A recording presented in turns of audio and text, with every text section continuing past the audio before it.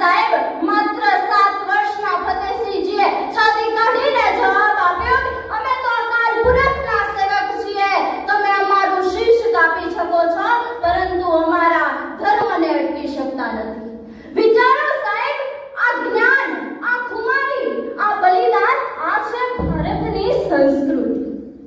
જ્યારે લોકો પૂછે છે કે દિવાલમાં ચડાયા ત્યારે શું થયું હશે, વિચારો એ દ્રશ્ય. જ્યારે દિવાલ ચણાતી હતી, ઈંટો એક ઉપર એક ચડી રહી હતી.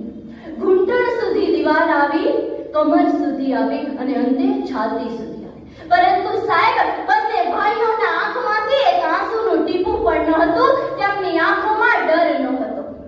તેમના ચહેરા ઉપર એક સ્મિત હતું. એ સ્મિત હતું સત્યની જીતનું. એ સ્મિત હતું આવનારી પેઢી માટેના ગૌરવનું. ઇતિહાસના પાનાઓ આજે ફરી પૂછે છે કે કોણ છે જે દેશ માટે મરવા તૈયાર છે. સાહિબજાદા જેવી કુમારી જો લોહીમાં હોય ને તો સાહેબ સમજી લેવું કે ભારત માતાનો સાચો લાલ તૈયાર છે.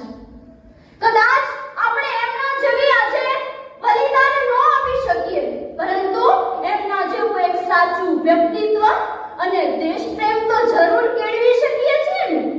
છેલ્લે હું એક પંક્તિ બોલી મારી વાણીને વિરામ આપીશ. જેના લોહી